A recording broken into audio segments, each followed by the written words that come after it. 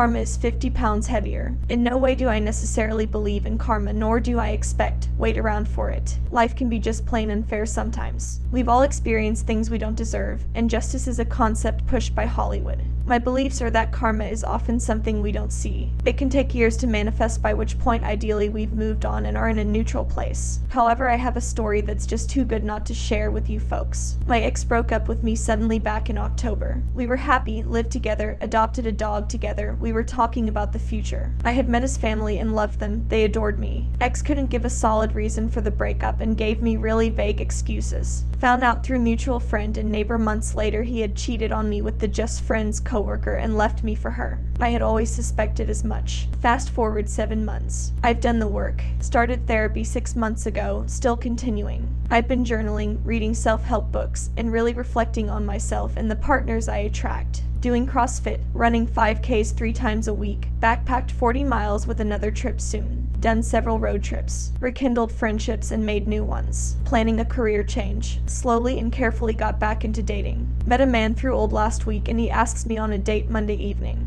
Date picks the restaurant, makes reservations, sets the time. I meet him there, the waitress asks where we'd like to sit. I respond I'm not picky, he suggests the shade. The waitress walks us to a shaded table. The restaurant is empty, maybe 2 or 3 other tables occupied. The waitress sits us down. Directly in my line of sight behind my date is another couple at a table. At first I don't really take notice, but the guy starts shifting and looking uncomfortable out of my peripheral. I'm trying to be fully present for my date and not be rude, but I steal a quick glance over my date's shoulder at the guy. That looks kinda like ... that can't be ... that is. It's my ex, who is unrecognizably fat. I had 50 pounds from when I last saw him. His weight fluctuated a little while we were together, but he's military and we always tried to eat healthy and live active lifestyles. He's with AP. I don't want to be rude to my date. We're really hitting it off and having good conversation. He's funny, asking me good questions, interacting with the waiter. I notice my ex lean across the table and motion for AP to do so. She leans across, he says something, AP sits back and looks pissed. For the remainder of their meal she stares at him with a pinched, pouty face, not saying a word. He's staring straight forward like he's wearing a neck brace and looking my way will end his life. They don't speak a word to each other the rest of their stay and continue staring forward, not daring to look around.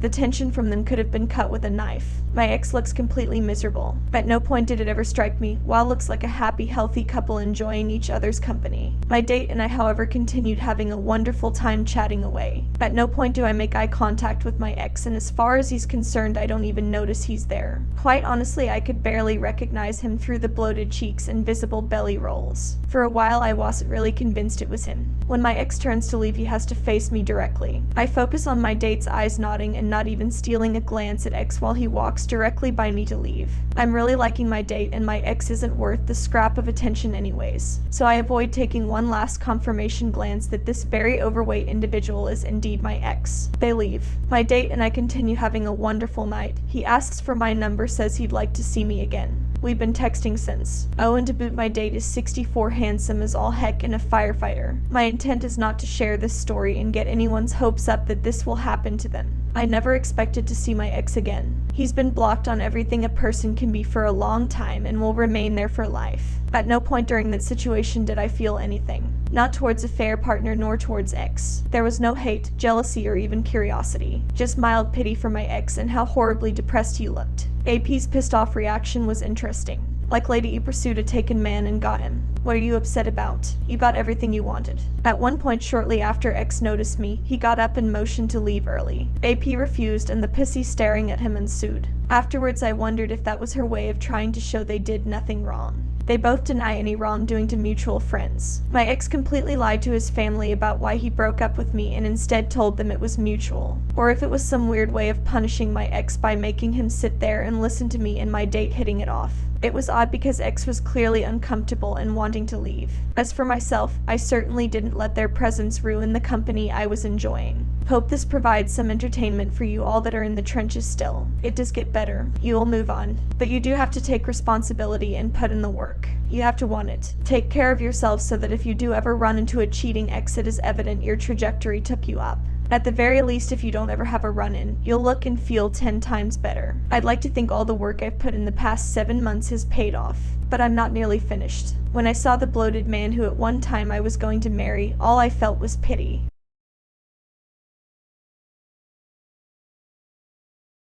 My husband's bleep addiction killed him. 2 months after he died, I discovered he was cheating for our entire 12-year relationship. I just discovered this sub and have felt less alone since reading the posts here. I'm in an indescribable position with my grief. I have found widow support, but not infidelity support. The second anniversary of his death is 13 days away, and I'd like to share my story. I'm sorry for the length. Dee and I were together since age 18, dated for 6 years, and married for 6 years. We had an incredible connection. Our personalities and interests clicked so well. I've never felt so right with a person. I was convinced we were soulmates. I was deeply in love with him, and honestly, part of me is still in love. I never saw any signs that he was cheating. Our relationship was great for several years. We got married, became completely obsessed dog parents, and spent pretty much every waking moment together. We were happy. Things started to go dark when he began struggling with alcohol. I picked up on things that weren't right and tried to talk with him about it. He would get incredibly drunk and beg me for help with his addiction, only to gaslight me the next day. This went on for a few years until he was able to get sober. I was proud of him at the time, but I didn't realize he had swapped one addiction for another. I did notice changes in him. He became irritable, depressed, and had developed permanent dark circles under his eyes. He was distant. I felt emotionally disconnected from him. He stopped initiating bleep and seemed like his mind was somewhere else. Whenever we did have bleep, it scared me, but I told myself it was because of the crazy life circumstances. You see, the previous 3 years were traumatic as hell for us. I'll explain. He got testicular cancer at age 27, died at age 30. He had to have a testicle removed. He coped with it, but never fully processed the emotional impact. After the diagnosis, but before his surgery, we started trying to get pregnant. I was pregnant for the first time 6 months after his surgery, but miscarried at 6 weeks. It took another year before I was pregnant again.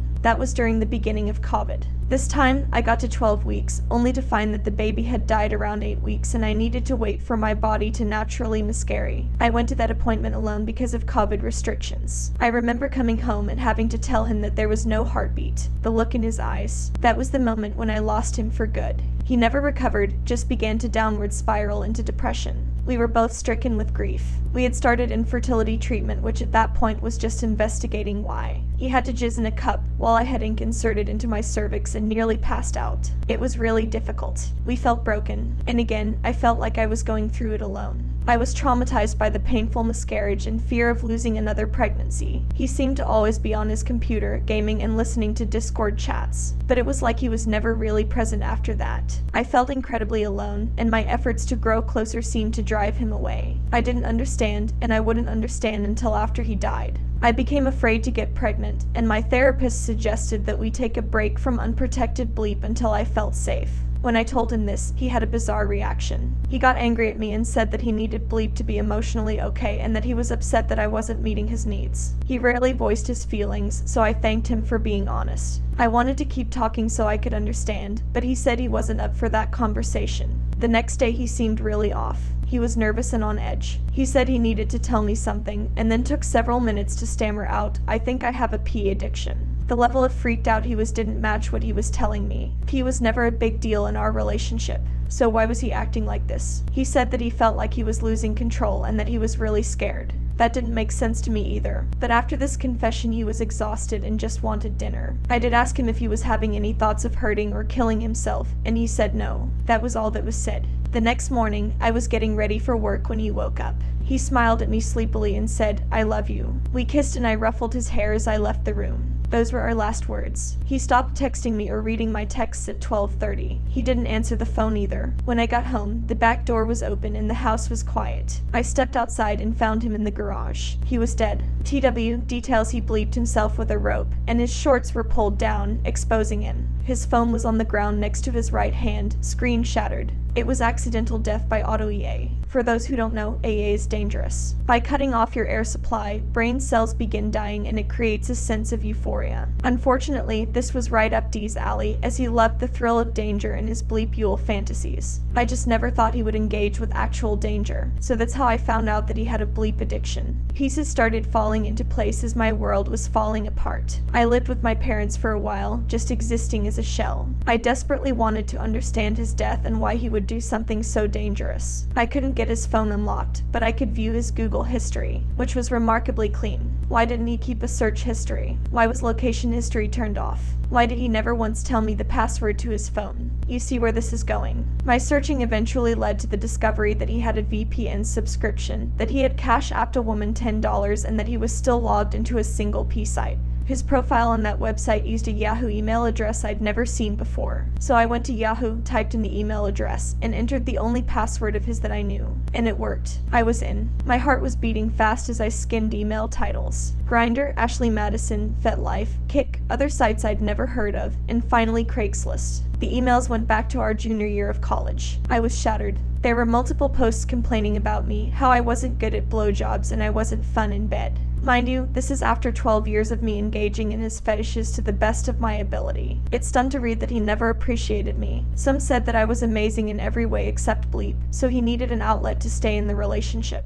I also found hundreds of chat logs on Discord, Skype, Facebook Messenger, and Telegram. He did a roleplay with one man where he pretended to be hypnotized to forget all about me. As the roleplay got more intense, they said I love you and pretended Dee was going to move across the country for him. Another was an older woman while we were in college. He was texting her while I was asleep next to him. Then, while we were married, he had an online affair with a college student. There are just too many of these to count. I confessed my discovery to his mother, which might sound weird, but we are very close. She went weirdly silent, and then she slowly said, I thought he stopped doing that. Excuse me, what? She reluctantly told me that during winter break our first year of college, he had confessed to her that he cheated. He told her that he was lonely and homesick, and he turned to bleep as a comfort. He met up with a guy, started giving him a blowjob, and then started crying and ran away. Apparently he was in counseling the rest of that semester. She thought that was the end of it, but he had just carried on in secret. He started cheating on me 6 months into our relationship, at the latest, and continued cheating off and on until he died.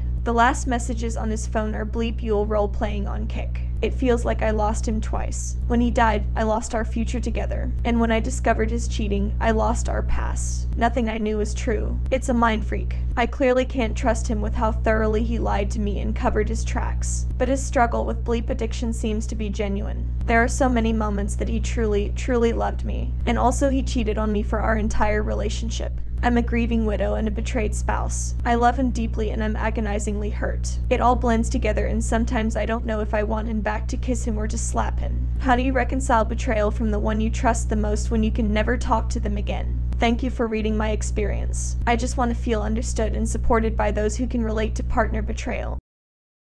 Make sure and subscribe.